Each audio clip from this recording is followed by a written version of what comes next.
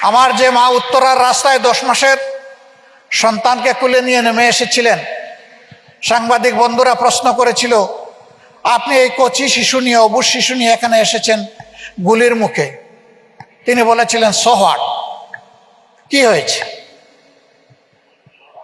সাংবাদিকরা বলেছিল, যদি বুলেট এসে আপনাকে বা এই কচি শিশুকে দুনিয়া থেকে নিয়ে যায় তখন কি হবে? তিনি বলেছিলেন, শহীদের তালিকায় আমার নাম লেখা হবে, আমার সন্তানের নাম লেখা হবে।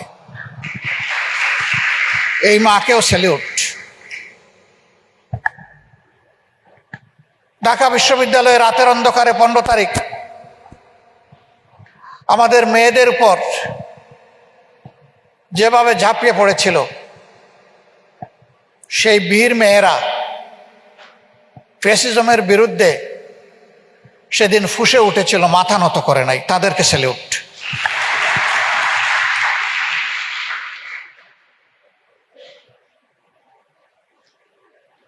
এরপরে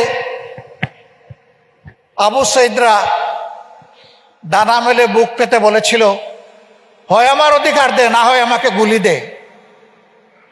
বুকের ভিতরে তুমুল ঝড়, বুক পেতেছি, গুলি কর। জেনে শুনে সেই গুলিকে ইনভাইট করেছিল। আবু সাইদ, তোমাকেও স্যালুট।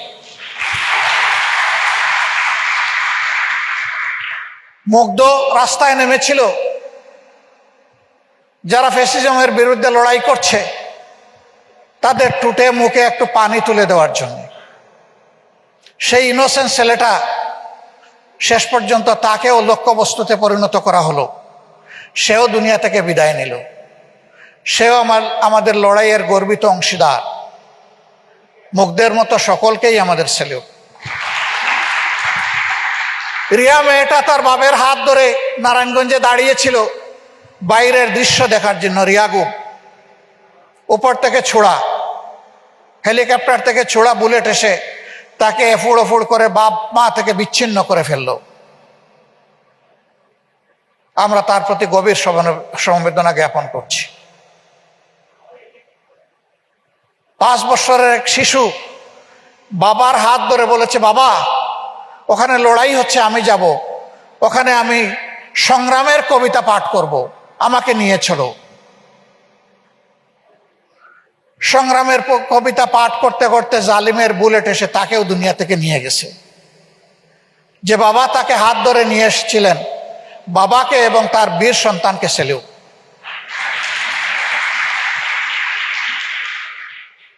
এই লড়াইয়ে মূলত নিয়ামক শক্তি ছিল যুবকরা, শুধু ছাত্র না। একেবারে রাস্তার যিনি ক্ষুদ্র ব্যবসা করেন, যাদেরকে আমরা হকার বলি, একজন রিক্সা চালক, ভ্যান চালক, গার্মেন্টসের কর্মী, তারাও শাহাদত বরণ করেছেন। আপনারা জানেন, আমরা প্রত্যেকটি শহীদ পরিবারে যাওয়ার চেষ্টা করেছি।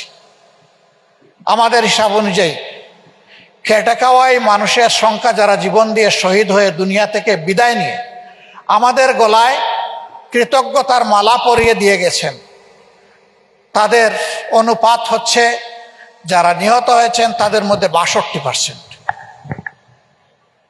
এরা একজন মানুষ চলে যাওয়া মানে একটা পরিবার পুরাপুরি অন্ধকারে চলে যাওয়া।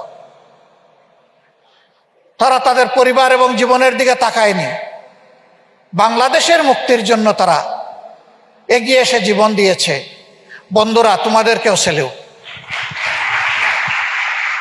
আল্লাহ তাআলা তোমাদের এই ত্যাগ কবুল করুন। আমরা যেন অকৃতজ্ঞ হয়ে না যাই তোমাদের প্রতি। এই সকলকে আল্লাহ তাআলা শহীদ হিসাবে কবুল করুন।